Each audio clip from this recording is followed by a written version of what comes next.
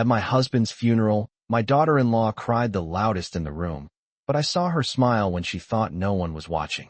The sanctuary at First Baptist Church in Dayton was filled with white lilies and soft organ music, the kind Robert always said made him feel peaceful, and I sat in my wheelchair at the end of the front pew, my black wool coat folded neatly over my lap, listening to the murmur of condolences drifting through the air like distant rain. 82 years old, and I had never felt smaller, not even when we were first married and living in that 900-square-foot starter home with cracked linoleum and a leaky faucet we couldn't afford to fix. Robert Whitmore had been my husband for 56 years, and the day we laid him to rest should have been about honoring the steady, decent man who built a life from nothing, who worked 40-hour weeks at the plant and still found time to push our son Daniel on the backyard swing until the porch light flickered on. Instead, my eyes kept returning to Aisha. She stood beside Daniel near the casket, her tall frame wrapped in a fitted black dress, shoulders shaking as she dabbed carefully at the corners of her eyes with a lace handkerchief. From a distance, it looked convincing. Several women from the church wrapped their arms around her, whispering how strong she was, how devoted she had been to her father-in-law.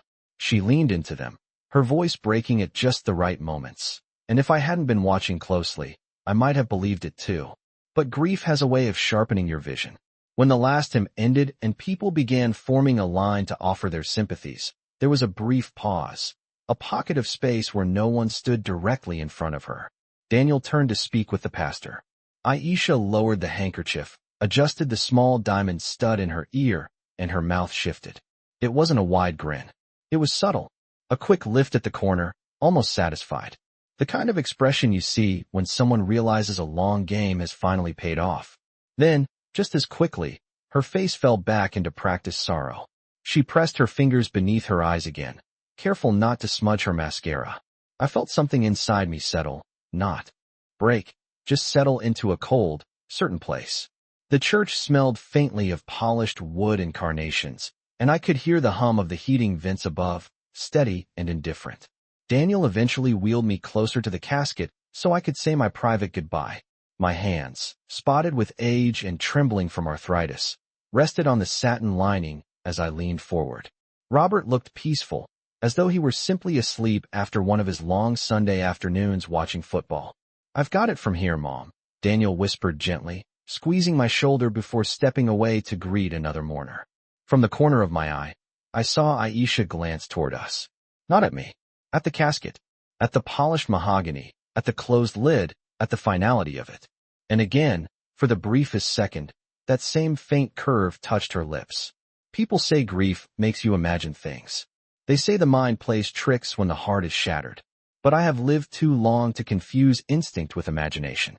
I did not confront her. I did not gasp or call her out. I simply watched. Because in that quiet church, beneath the stained glass windows casting muted blues and reds across the aisle, I understood something with absolute clarity. Whatever tears she shed that morning were not for my husband, and whatever future she was picturing behind that small, hidden smile did not include me standing in her way. After the burial, the house felt larger than it ever had in all the years Robert and I filled it with noise. The driveway was still lined with cars when Daniel pushed my wheelchair up the front ramp, and neighbors carried aluminum trays of casseroles into the kitchen as though food could patch the hollow space that had opened in my chest. I thanked each of them, my voice steady, my hands folded neatly in my lap. I have always believed that dignity is not something you lose unless you hand it over willingly. Aisha moved through the living room like a grieving hostess, accepting hugs, lowering her gaze at just the right moment, her voice soft and tremulous as she told people how much Robert had meant to her. I watched the choreography. She never lingered too long beside me. When someone addressed me directly, she stepped back, but when the attention shifted toward inheritance, toward what would happen next, she seemed to drift closer. I noticed the way her eyes scanned the built-in cabinets Robert had crafted himself, the antique clock above the fireplace, the framed certificate from the company that had celebrated his 30 years of service. Her gaze was not sentimental. It was measuring. The house is 2,400 square feet, paid off 15 years ago, sitting on nearly half an acre in a quiet Ohio neighborhood where property values have steadily climbed. Robert used to joke that the best investment he ever made was buying this place in 1978 for less than $80,000. Today it is worth 4 times that. Aisha knows that. She has always known that. I remember small conversations over the past year.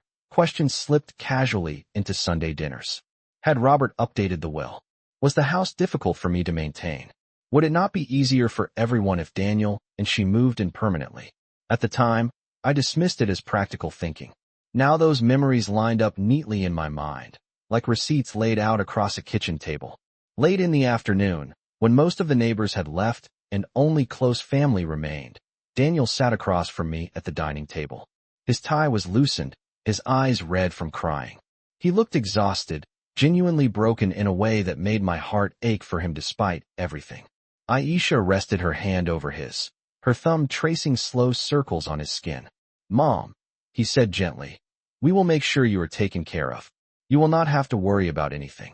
The sentence sounded kind, but something about it felt like a door closing quietly in the background. I nodded. "I have managed this household for over 5 decades, I replied calmly. "I am not worried." Aisha offered a sympathetic smile, the corners of her mouth tilting just enough to suggest patience rather than warmth. "It is just that things will change now," she said. "We all have to think about the future." The future. Such a simple word. It can mean security, or it can mean displacement. I looked around my dining room, at the long oak table where Daniel once did his homework, at the chandelier Robert installed himself with a ladder and a borrowed toolbox. This house holds 56 years of my life measured. In mortgage payments, grocery lists, and Christmas mornings. I have not survived 8 decades by ignoring what stands in front of me. Aisha's performance at the church was not an isolated moment.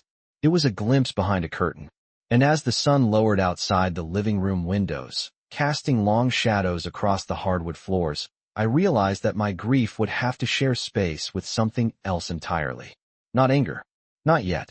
Awareness. Because while everyone else believed the hardest part of the day was over, I knew with absolute certainty that something much more deliberate had only just begun. The house was finally quiet by 9 that evening. The last casserole dish stacked beside the sink, and the final porch light switched off, and I asked Daniel to wheel me into Robert's study before he and Aisha drove back to their place. He hesitated, as though unsure whether I should be alone, but I assured him that I had spent many nights in that room long before he was born. The study still smelled faintly of Robert's aftershave and old paper, a mixture of cedar and ink that had followed him through every chapter of our marriage. The desk lamp cast a warm circle of light across the polished surface, illuminating neat piles of documents that had not yet been sorted. I ran my fingers slowly over the grain of the oak desk, remembering how he measured it twice before cutting the wood in our garage more than 30 years ago. Aisha appeared in the doorway a moment later, her heels clicking softly against the hardwood floor. She offered to help organize paperwork, her tone gentle, almost concerned. I thanked her and told her that it could wait. For a fraction of a second, something flickered across her face, not irritation exactly, but impatience. She stepped closer anyway, her eyes drifting toward a manila folder near the edge of the desk. "There will be so much to handle," she said. "Insurance, accounts, the house." The word house lingered in the air. I nodded slowly, as though overwhelmed, though my mind felt clearer than it had all day. "Your father-in-law believed in order," I replied. "He prepared for things." She gave a small laugh, too quick, then corrected herself into a sigh. "Of course he did." When Daniel called her from the hallway, she left the room, but not before her gaze swept once more across the desk, as if memorizing what she had seen. After their car pulled out of the driveway, I closed the study door and allowed myself a long breath. I reached for the top drawer and retrieved a thin key taped beneath the wooden lip, exactly where Robert told me it would be. My hands trembled from age, but not from uncertainty. Inside the locked drawer lay a sealed envelope addressed in Robert's steady handwriting. "Margaret." Only that. I held it in my lap for a full minute before opening it. The letter inside was brief, written in blue ink. He explained that over the past year he had sensed pressure, subtle but persistent, regarding our finances. He did not name Aisha directly, yet the implication was unmistakable. He assured me that certain arrangements had been updated, that I should speak with Harrison Cole before making any decisions, and that everything important had been structured to protect me. Reading those words did not shock me. They confirmed what my instincts had been whispering. Robert had noticed it too. He had simply chosen to prepare quietly rather than confront it loudly. I folded the letter carefully and placed it back into the envelope. The clock on the wall ticked steadily, marking each second with mechanical calm. In that quiet study, surrounded by decades of shared life measured in tax returns and birthday cards tucked into drawers, I understood that grief would not excuse me from vigilance. I was 82 years old, but I was not fragile. If Aisha believed that tears and gentle suggestions would move me aside, she had underestimated the woman who helped build everything she now admired. And for the first time since the funeral, I felt something stronger than sorrow rising beneath the surface, not anger, but resolve. The next morning I woke before sunrise, not because I had slept well, but because silence has a way of pressing against your ears when a house loses one of its voices. For 56 years Robert rose at 6 o'clock sharp, shuffled down the hallway in his slippers, and started the coffee maker before the local news came on. That morning, there was no sound but the hum of the refrigerator and the distant rush of an early delivery truck passing down Maplewood Drive. I lay still, for a moment, staring at the ceiling, then reached for the small cordless phone on my nightstand. Harrison Cole answered on the second ring, his voice measured and professional even at that early hour. I told him I had found Robert's letter. There was no surprise in his pause, only understanding. He suggested we meet in his office that afternoon to review the updated documents. I agreed without hesitation. By 11 o'clock, Daniel called to check on me. His voice was softer than usual, as though grief had sanded down its edges. Aisha's tone floated faintly in the background, asking whether I needed groceries, whether someone should stay with me. I assured him I was capable of managing a few hours alone. After we hung up, I dressed carefully in a navy skirt and a cream cardigan, the same outfit I once wore to Daniel's college graduation. Presentation matters. It always has. Harrison's office sat in a red brick building downtown, 3 stories tall with a narrow elevator that creaked faintly as it rose. He greeted me personally and guided my wheelchair into his conference room. Sunlight filtered through tall windows, reflecting off a polished mahogany table that reminded me of Robert's desk. Harrison laid out several folders in neat alignment. He explained that 6 months ago Robert had transferred the primary ownership of the house into a revocable living trust with specific provisions. The language was clear. I retained lifetime residency and full decision-making authority. Any attempt to pressure, manipulate, or prematurely transfer property would trigger protective clauses that shifted control to an independent fiduciary. Harrison also confirmed that certain beneficiary designations on larger accounts had been adjusted, ensuring they flowed through the trust rather than directly to individuals. Robert had not acted impulsively. He had acted deliberately. I listened without interruption, asking only a few precise questions about timelines and documentation. When Harrison finished, he folded his hands and studied me carefully. "Your husband was concerned," he said gently. "He wanted you insulated from influence." Influence. Such a polite word for ambition disguised as concern. I thanked him and requested certified copies of every document. As he handed me the neatly clipped stack, I felt the steadiness return fully to my spine. Grief still sat in my chest, heavy and undeniable, but it no longer clouded my thinking. When I returned home that afternoon, Aisha's car was already in the driveway. She met me at the door with a look of practiced worry. "Where did you go?" she asked lightly. I was concerned. I smiled in the same calm manner I have used for decades when declining pushy salespeople. "Just taking care of a few matters," I replied. She glanced at the folder resting on my lap, then quickly shifted her expression back to sympathy. Daniel appeared behind her, relief crossing his face when he saw me. I allowed him to wheel me into the living room, where the late afternoon light stretched across the carpet in long golden lines. As Aisha settled into an armchair opposite me, her posture relaxed, almost expectant, I realized something important. She believed the next steps would unfold naturally in her favor, guided by assumption and subtle pressure. She did not yet understand that Robert had left more than memories behind. He had left structure. And structure, when built correctly, does not collapse under performance. That evening I decided to test something simple, not dramatic, not confrontational, just an adjustment in rhythm. I asked Daniel and Aisha to stay for dinner. I told them I did not want to sit alone at a table that had always been set for two. Daniel agreed immediately, his voice grateful, while Aisha offered a smile that appeared warm but calculated. I watched her carefully as she moved through my kitchen, opening cabinets with a familiarity that did not belong to her yet. She reached for the fine china without asking, the set Robert and I only used on Thanksgiving and Christmas, and arranged the plates with deliberate precision. "We should start making new traditions," she said lightly, as though the house had already shifted ownership in her mind. I allowed the comment to settle without response. During dinner, she steered the conversation toward practicalities. Property taxes, maintenance costs, the size of the yard. She mentioned how difficult it must be for me to manage nearly half an acre from a wheelchair, how hiring landscaping services could cost hundreds of dollars each month. Her tone remained soft, almost concerned, but the message underneath was clear. "This house is too much for you." Daniel listened quietly, occasionally nodding, not because he agreed entirely, but because grief makes people receptive to suggestions that promise simplicity. I cut my chicken into small, careful pieces and chewed slowly, giving myself time to observe rather than react. When Daniel stepped outside to take a phone call, Aisha leaned forward slightly across the table. "Margaret," she said gently, "you know we only want what is best for you. Maybe it would be easier if we consolidated everything. Fewer accounts, less stress." Consolidated. Another polite word. I met her eyes without raising my voice. "Your father-in-law believed in clarity," I replied. "Everything is already structured." A flicker passed through her gaze, the smallest tightening around her mouth. "Structured how?" she asked, the question disguised as curiosity. I reached for my water glass and took a measured sip before answering. "In a way that protects what he built."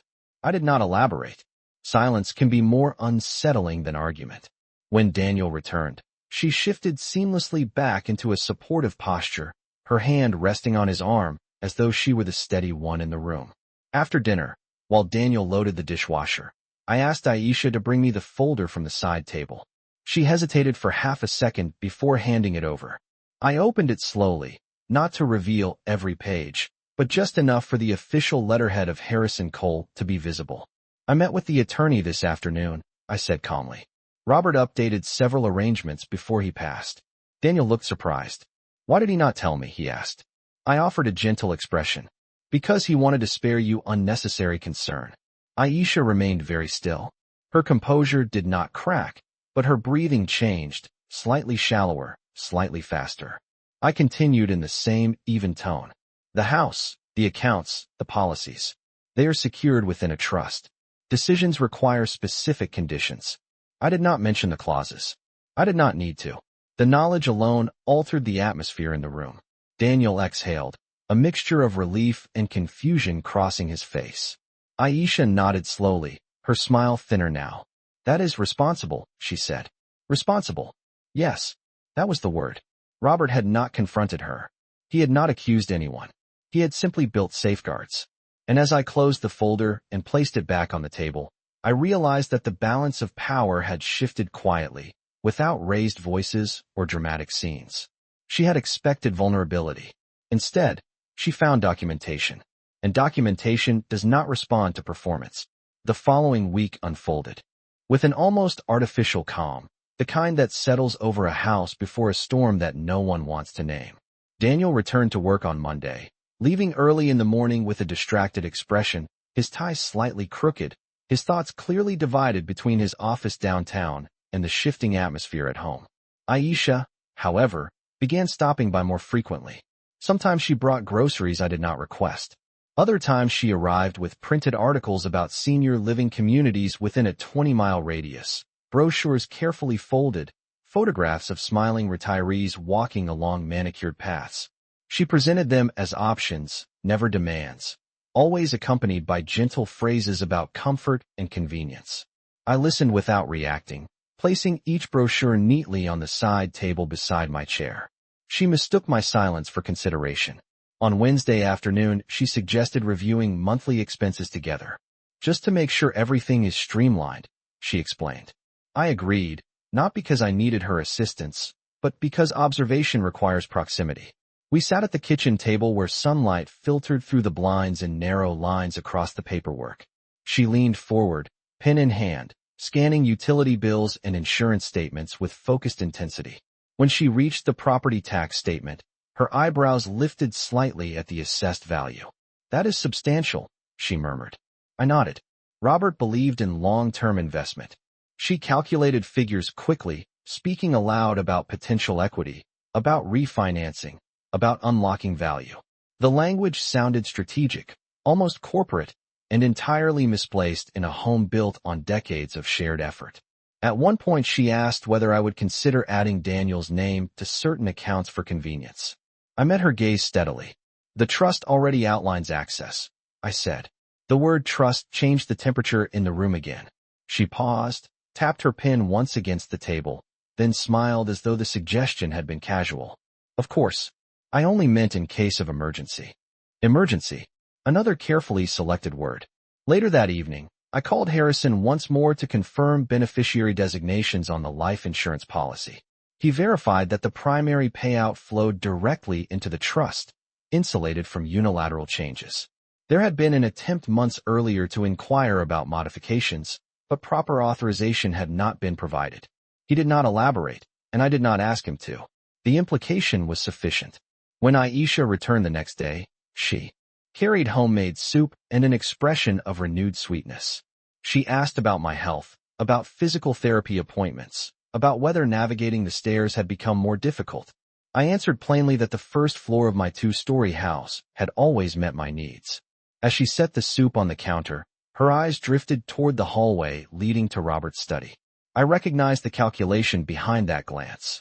Information is currency, and she was still trying to determine how much I possessed. That night, after she left, I reviewed the documents once more, not because I doubted their strength, but because familiarity breeds confidence. Each clause, each signature, each notarized seal represented foresight. Robert had not left me exposed. He had anticipated pressure disguised as concern. Sitting alone in the quiet living room, the grandfather clock marking each passing minute, I realized something else as well. Aisha's approach was becoming more persistent, more structured. She was accelerating. And people only accelerate when they believe time favors them. What she did not yet understand was that patience favors experience. I had lived long enough to recognize patterns, and I no longer mistook ambition for affection. 2 weeks after the funeral, the conversation finally shifted from suggestion to strategy. Daniel invited me over to their house for Sunday dinner, something we had done countless times before, but this time the invitation carried a certain formality. Aisha greeted me at the door with the same composed warmth she had perfected, her tall frame outlined against the hallway light, her smile measured and steady. Their home was modern and carefully decorated, every surface polished, every cushion placed at an exact angle.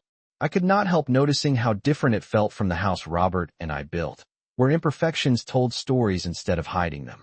Daniel wheeled me to the dining table and began speaking almost immediately, as though he had rehearsed the words during the drive home from work all week. He explained that he and Aisha had been thinking about long-term stability, about consolidating family resources, about ensuring that everything remained within what he called a unified structure. Aisha nodded beside him, adding gentle affirmations at carefully timed intervals. She mentioned estate efficiency, potential tax benefits, and the advantages of transferring property while I was still alive rather than later. The language was polished, almost corporate, and far too prepared to be spontaneous. I listened without interrupting, my hands folded neatly in my lap. When Daniel paused, waiting for my reaction, I asked a single question. Who suggested this plan? He hesitated for just a fraction of a second before answering that it had been a mutual idea. Aisha's posture stiffened slightly, though her expression did not change. I recognized the choreography. She leaned forward, resting her forearms lightly on the table. "Margaret, this is about protecting you," she said softly. "If something unexpected happens, we need immediate access. It would simplify everything." There it was again. Simplify, protect, consolidate. Words that sound generous but function as leverage. I reached into my handbag and withdrew a copy of the trust summary, placing it carefully on the table between us. "Your father-in-law already simplified everything," I replied. Daniel picked up the document, scanning the formal language with visible confusion. Aisha did not reach for it immediately. Instead, she studied my face, searching for weakness, perhaps for hesitation. When she finally glanced down at the page, her eyes moved more quickly than Daniel's. She understood legal structure far better than he did. "This restricts direct transfer," she observed, her voice even. "It protects against undue influence," I corrected gently. Silence settled over the table. The clock in their kitchen ticked loudly in the pause. Daniel shifted in his chair. "Mom, no one is trying to influence you," he said, sounding wounded. I met his gaze with calm steadiness.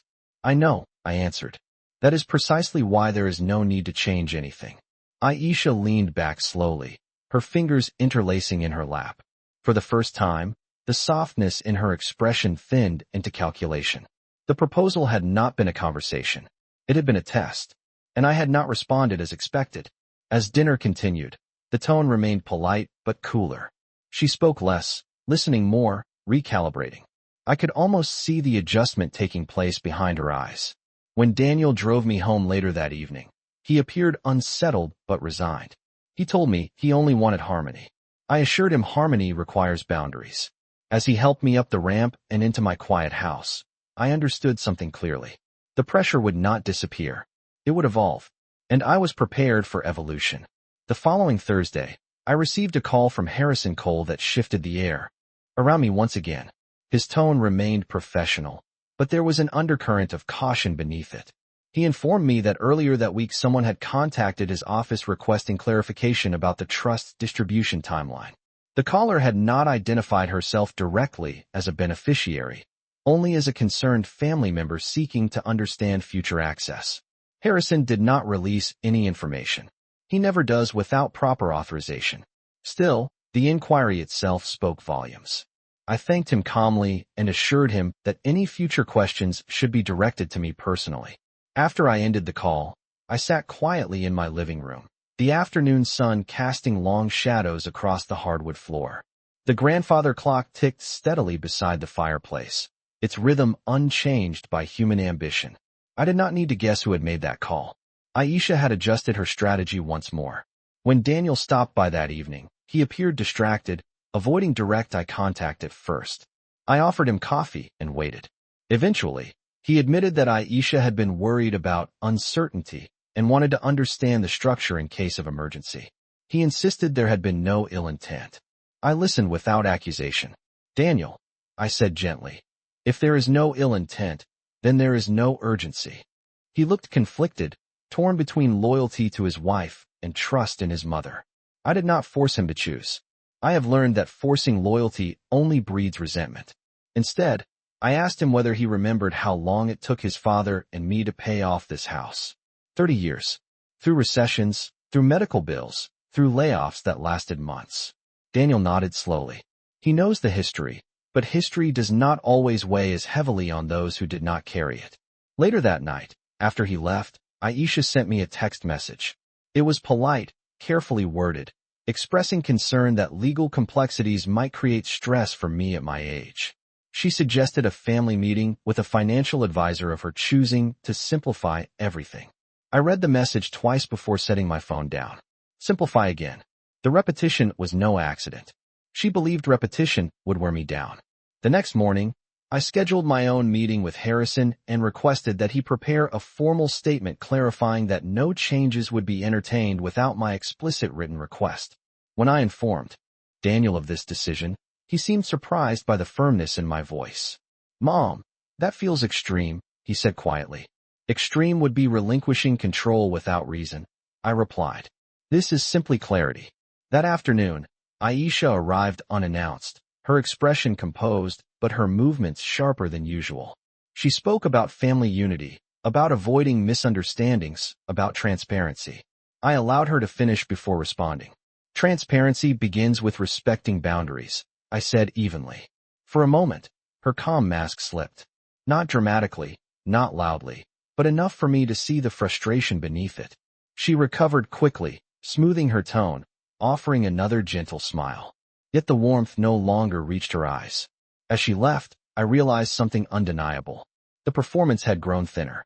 The distance between her intention and my awareness had narrowed. And when performance begins to crack, it is not because the stage has changed.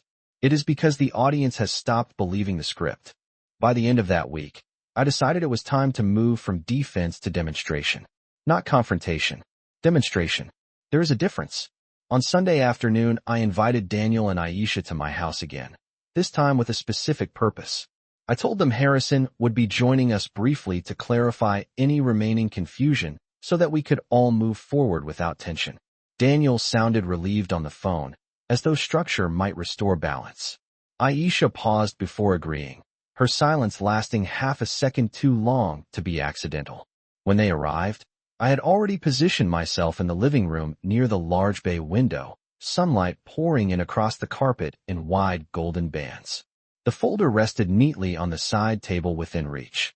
Harrison arrived promptly at 3 o'clock, dressed in a charcoal suit, carrying a slim briefcase. His presence altered the atmosphere immediately. Professional settings remove emotional manipulation from the equation. After brief pleasantries, he opened his case and placed several documents on the coffee table. He spoke clearly and without flourish, outlining the trust's framework in language that left little room for interpretation.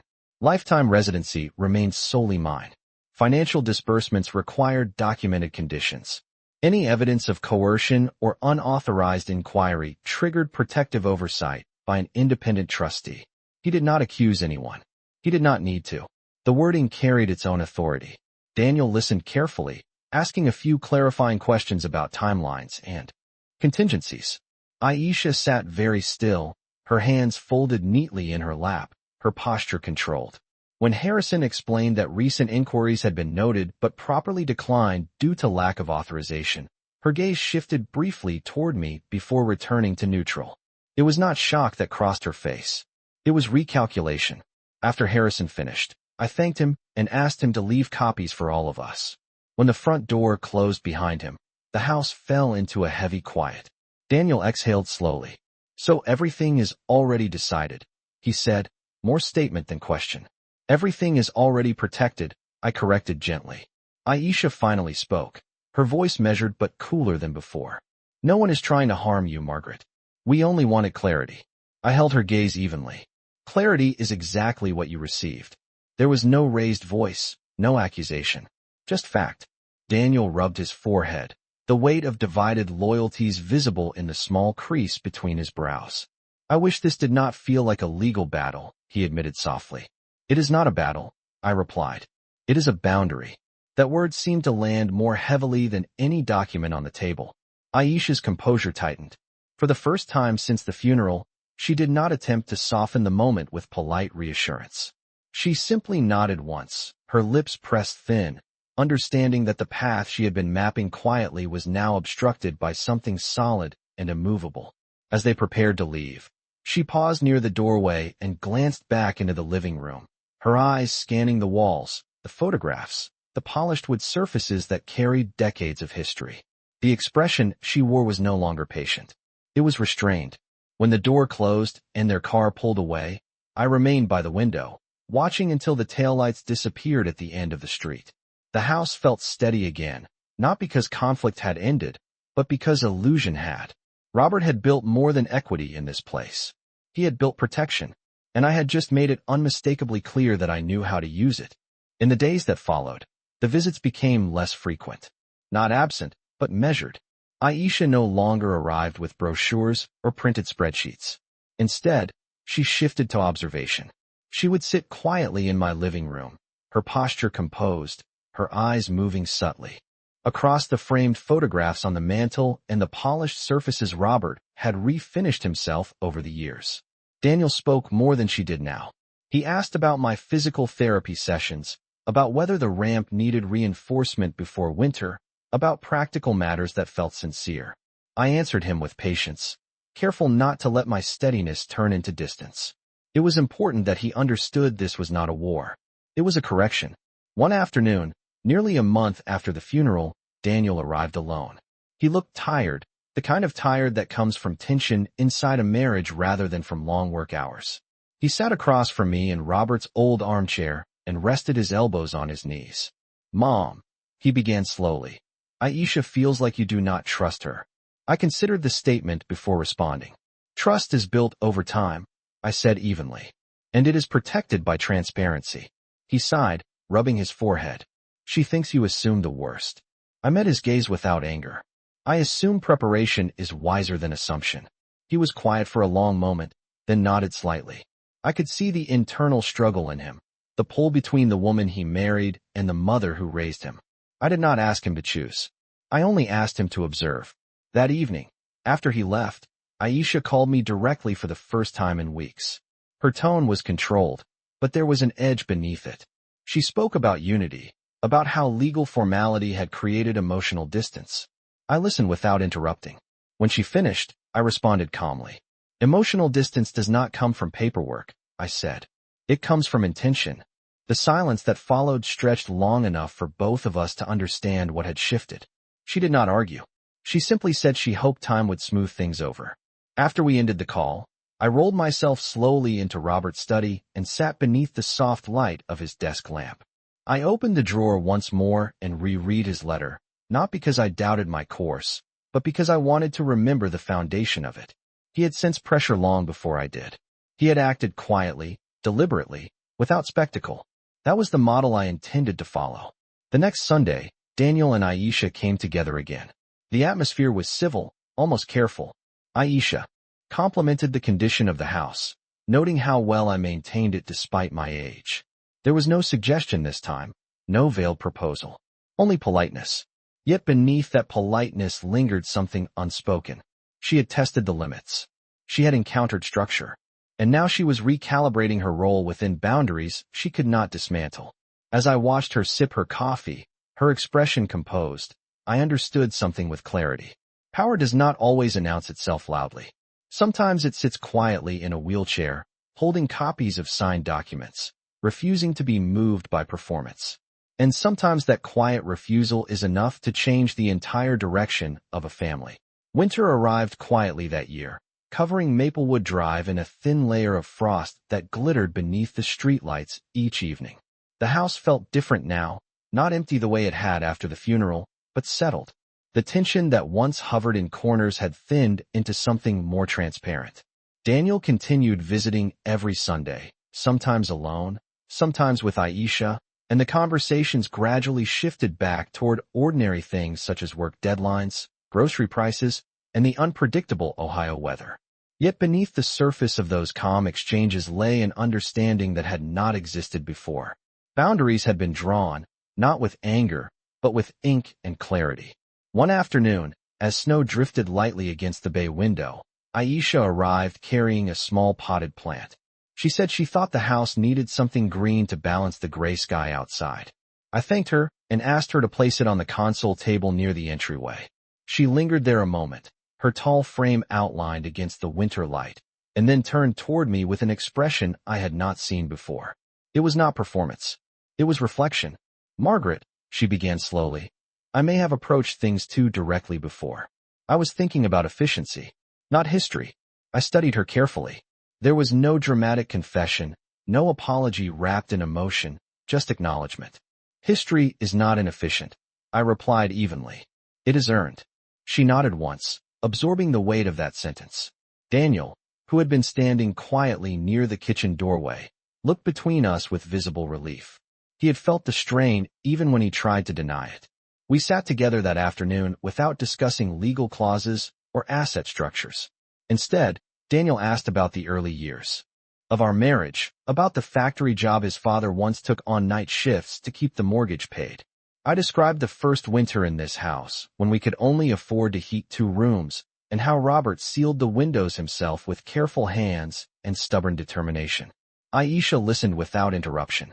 For the first time, her eyes did not measure square footage or resale value. They followed the story. As dusk settled and the sky turned a deep slate blue, Daniel rose to help me adjust the thermostat. Aisha stepped toward the bookshelf and traced her fingers lightly across the spines of old photo albums. She did not open them without asking. That small restraint spoke more loudly than any earlier insistence. When they prepared to leave, she paused beside my wheelchair.